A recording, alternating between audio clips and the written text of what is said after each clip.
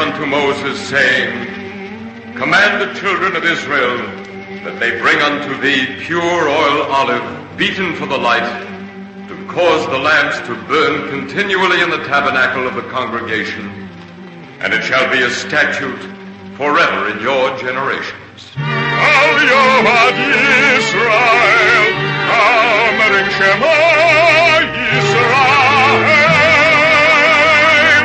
The Eternal Light.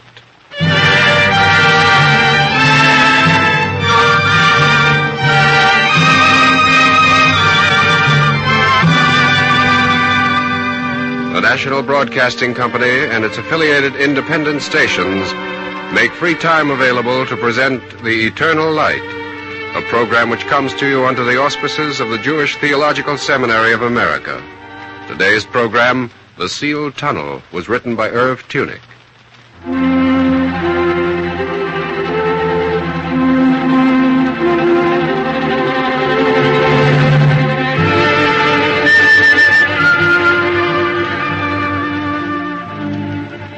They built this tunnel not out of fear, but out of memories. It was hidden beneath the altar, a darkness, a way of escape. For freedom was new to them, and not yet to be trusted.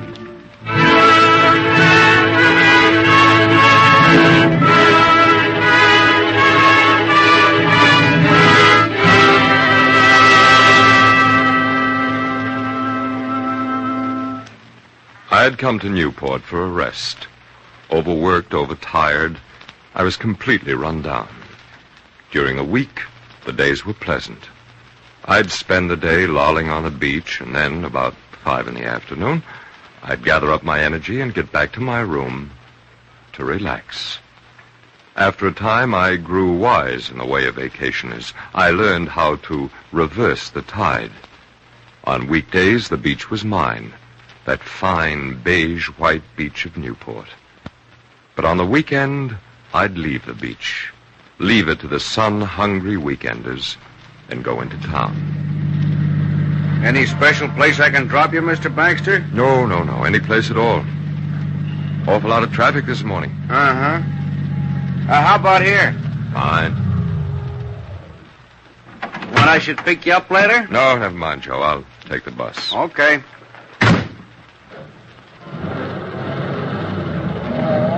There was excitement in Newport, something I hadn't expected. The Sundays before had been filled with that windless type of silence that settles like a mist on New England towns on summer Sundays. But this Sunday was different. Crowds of people were on the streets. Big limousines nuzzled one another as traffic crawled along, and all were headed in one direction. I moved along with the flood. I noticed the name of the street we were on, Touro Street. Queer name for a New England town. It should have been Oak Street or Lowell Street or Main or Adams. But this was Touro Street, and it was crowded this Sunday morning.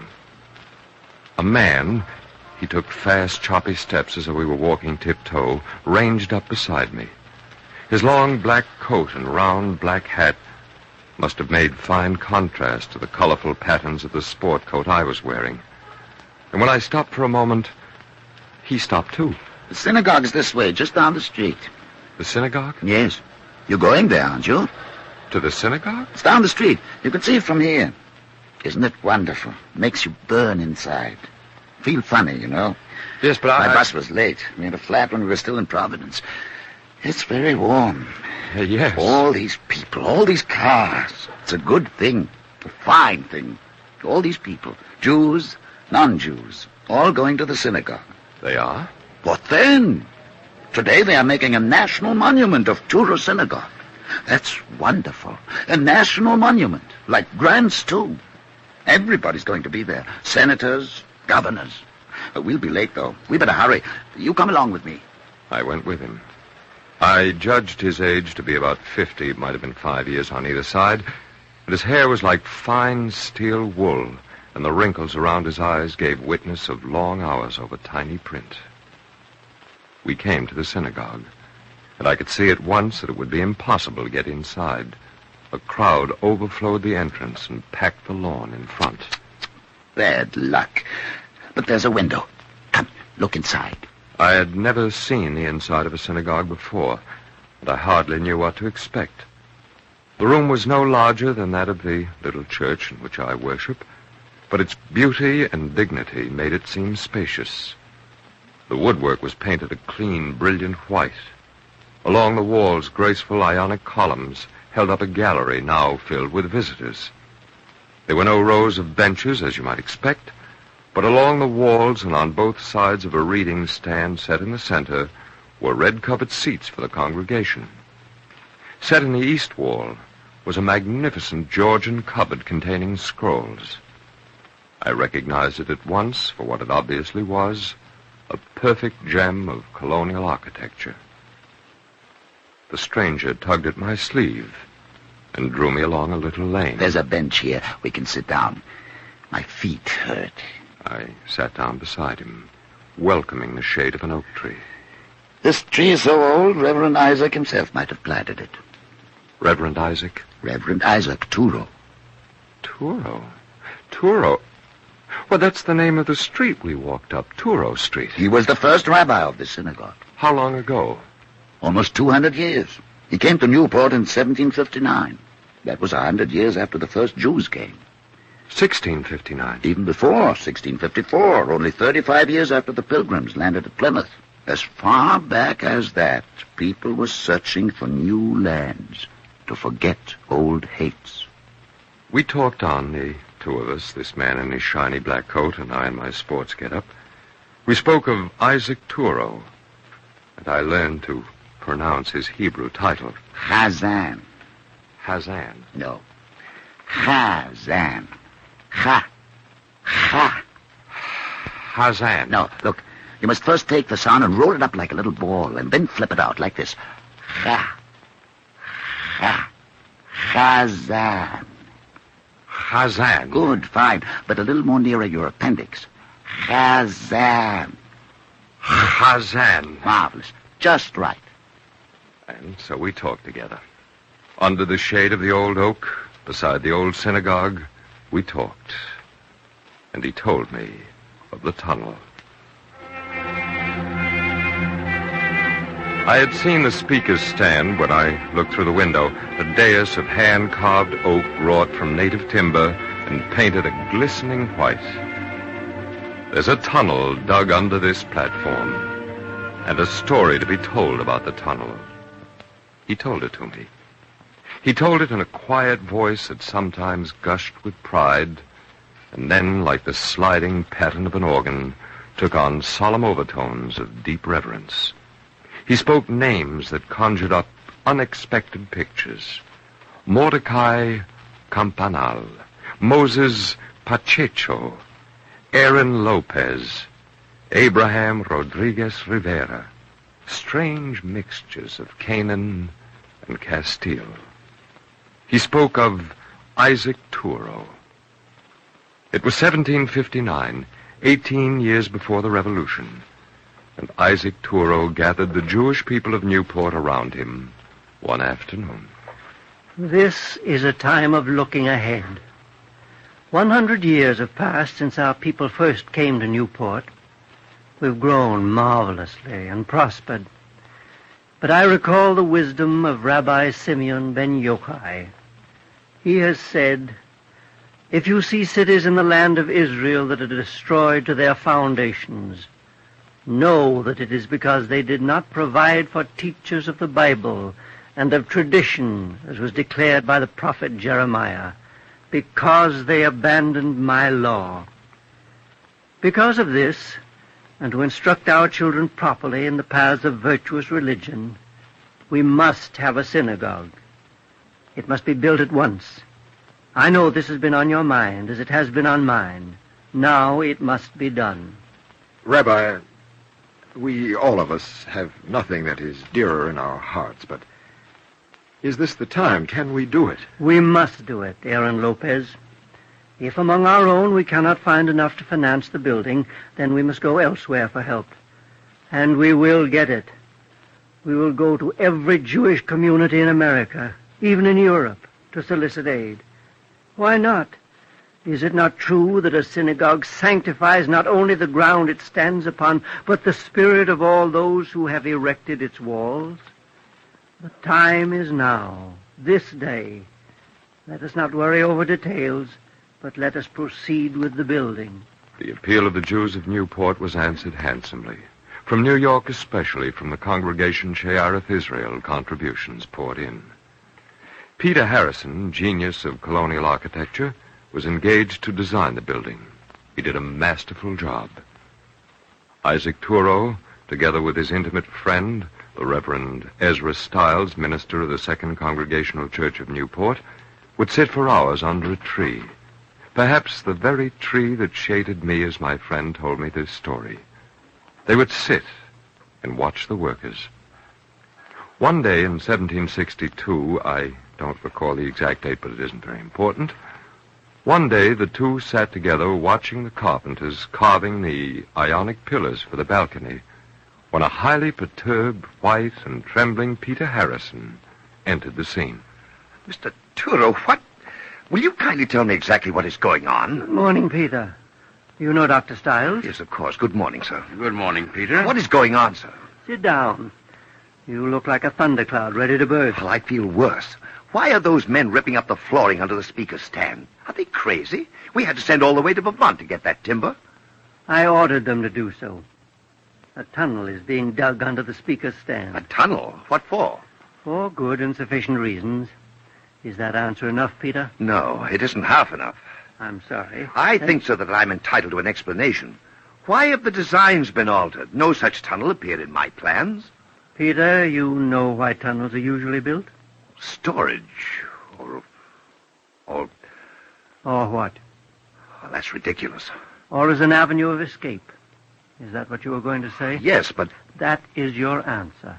An avenue of escape. I don't want to intrude my advice, Isaac, but really now, a tunnel for escape here in Newport is preposterous. Is it? This isn't the old world, Isaac, this colony, Rhode Island. It's the very shrine of religious liberty. Roger Williams. Ah, yes, Roger Williams. He made it very clear. In Rhode Island, he said, all men may walk as their conscience persuades them, everyone in the name of God. Sweet, sweet words. Well? Well, time has a way of rusting words and eroding their meaning. Now, really, Mr. Turo... You think I'm doing an unwise, an unnecessary thing. I do. And I must agree. My friends, do you have a little time to spare? For what? Come to the courthouse with me, right now. Of course. But why? You know Aaron Lopez and Isaac Eliezer? Yes. Good men? Excellent. Both are highly prosperous and respected merchants. Aaron Lopez and Isaac Eliezer have applied for citizenship in this colony. Their petition comes before the Superior Court today. I should like you both to accompany me and hear this decision. Will you? Why, of course. I should like to congratulate them both. So should I. Well, suppose we go and help celebrate this great event.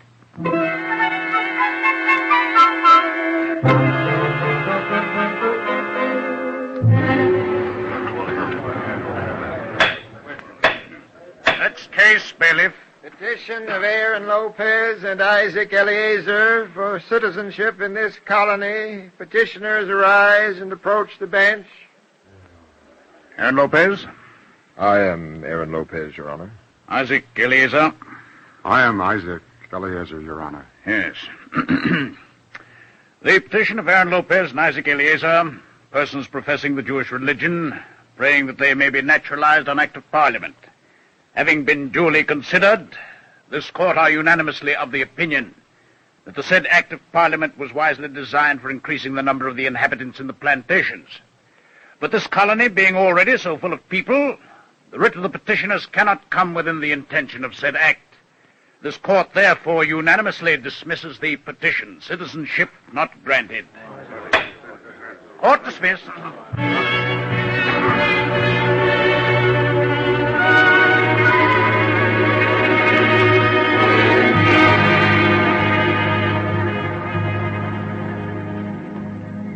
I can't understand it. It seems absolutely incredible. I'm ashamed. Ashamed for all of us. it's wrong. I admit it's wrong, Mr. Turo. It's a terrible thing to happen.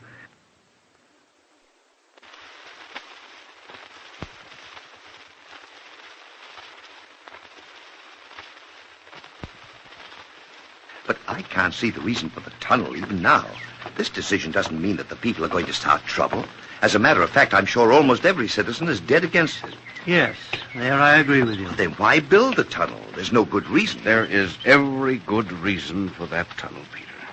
Now it must be dug. It has to be dug. Dr. Stiles... It must be dug. And every man in this colony must know that it is there. That tunnel must become a symbol to all of us. Terrible emblem of where bigotry and narrowness could lead. As long as it remains, it will shout to everyone. As long as even a few among us are like that judge, no one is safe. I feel as if I should like to burrow in it myself and hide. I'm ashamed. I'm ashamed for all of us.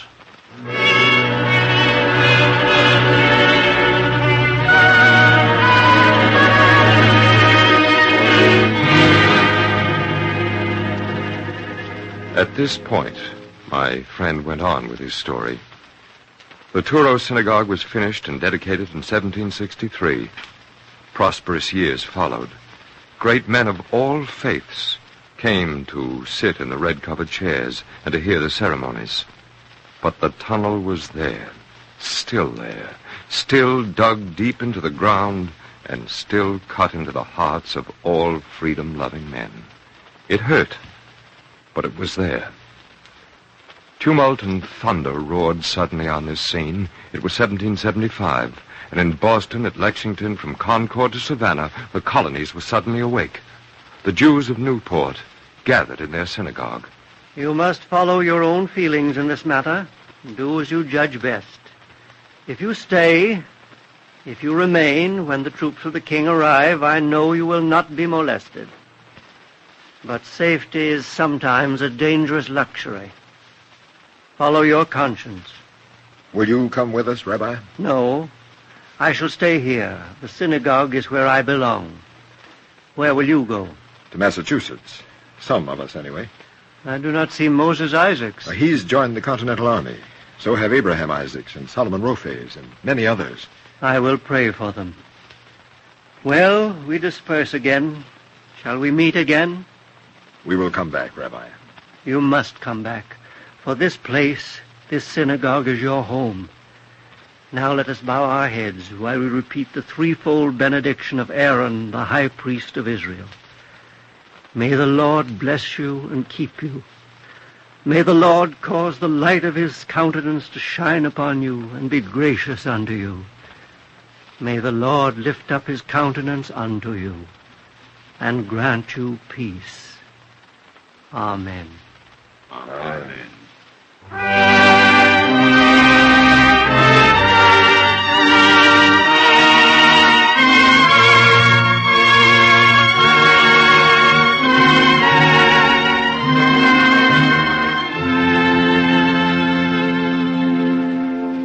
The war years were bitter for Newport. Its commerce declined, its buildings fell into disrepair, all except the synagogue. In the dimmest hour, its paint shone white as a snowbank. Its altar never felt the touch of dust. And then it was over. The revolution was over, and the Jews came back to their synagogue. Their beloved rabbi had gone to God, but their place of worship still stood. The tunnel was still there. Now, as never before, the days were thick with uncertainty and foreboding. Restrictive laws were passed, some aimed at neighboring states, some at races and religions. These were symptoms of a disease well known to the Jews. And so they gathered in their synagogue and waited, and the hinges on the trapdoor leading to the tunnel were kept well oiled. Out of this turmoil came hope, however. The Constitution, with its guarantees in the Bill of Rights, became the law of the land. But even here, was this enough? A law is as strong as the men who administer it, and as honest. And the man in 1783 who would administer this law was a quiet and austere man, difficult to approach, unchallenged in his patriotism, yet still an enigma. His name was Washington. In 1781, he had visited at the home of a member of the Hebrew congregation of Newport, and that was good. In 1790, Washington returned to Newport.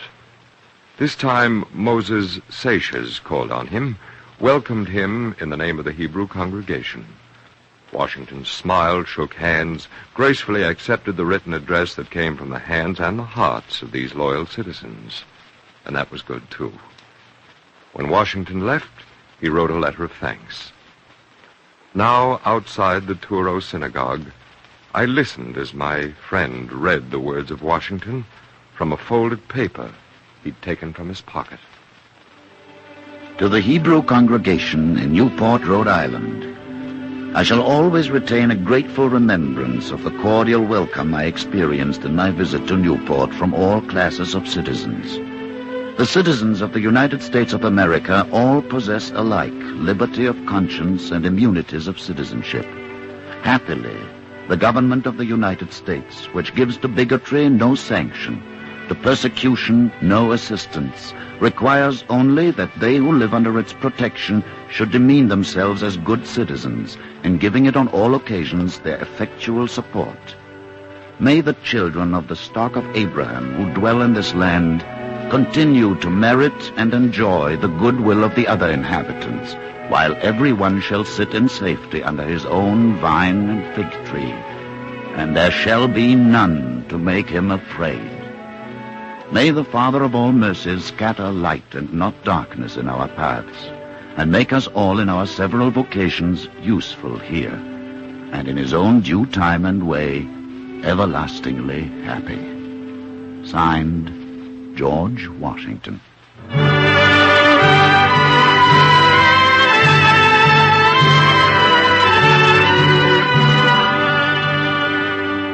Moses Seixas had read this letter to the Hebrew congregation of Newport.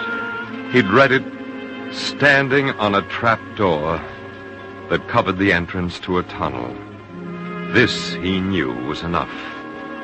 And so that night, late that night, a night not even recorded in the documents of Touro Synagogue, he gathered a few members of the congregation. I have finished mixing the mortar, Moses. Do we have enough bricks? More than enough. All right. Brick up the entrance. And so that night, the tunnel was sealed. There was no need for escape.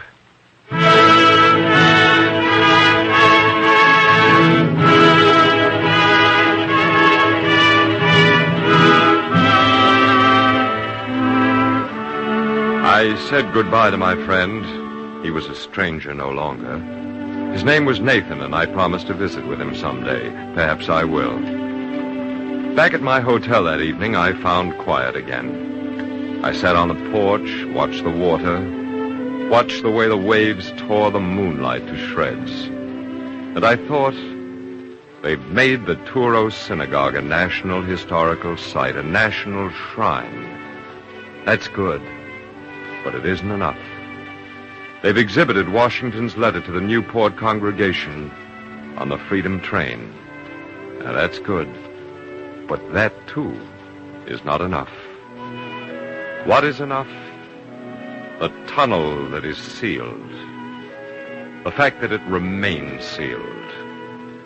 That is the thing. For bricks that are put up are bricks that can be torn down. And if a time will come when the bricks must be torn down, then who among us shall need escape? It may be you, or me, or my son, or yours. For my son and yours, this tunnel must stay sealed.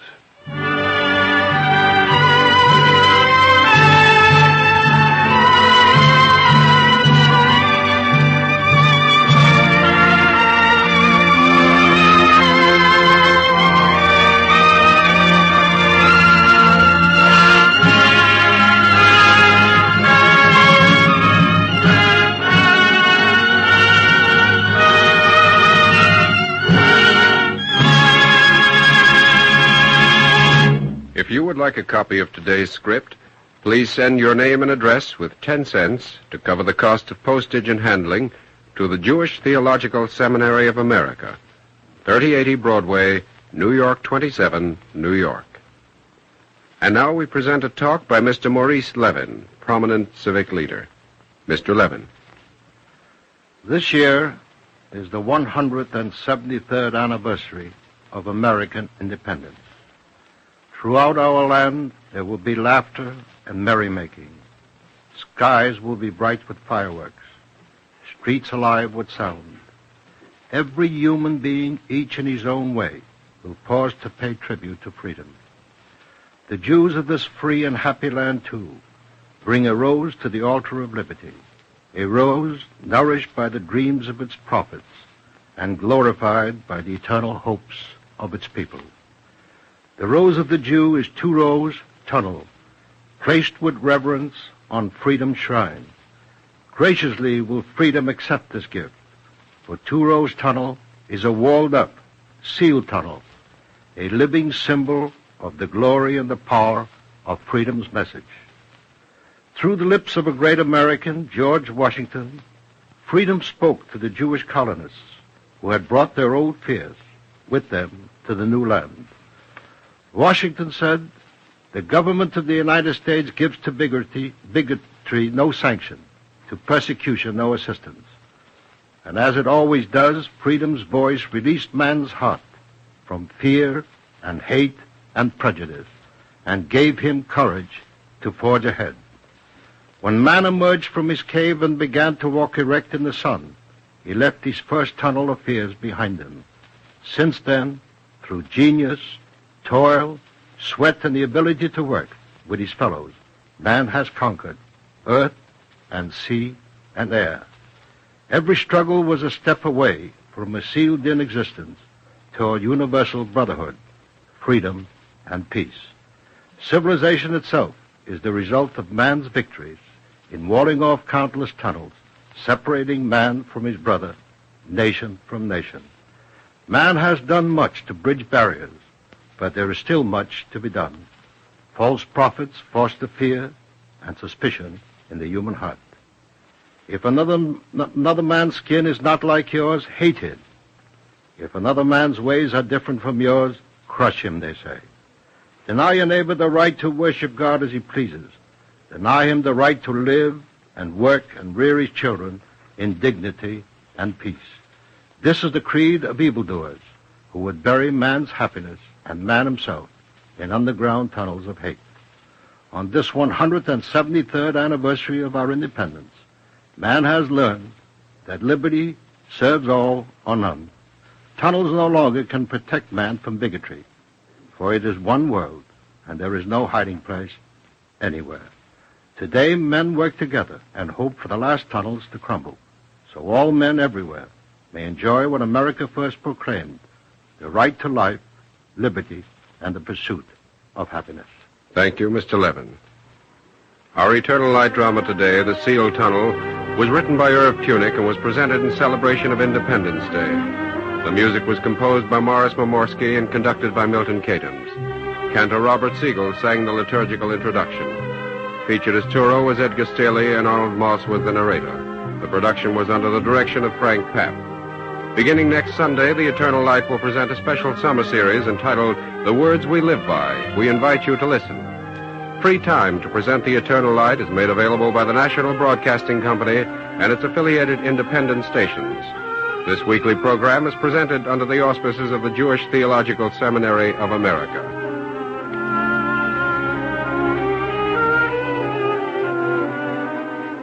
This is NBC, the National Broadcasting Company.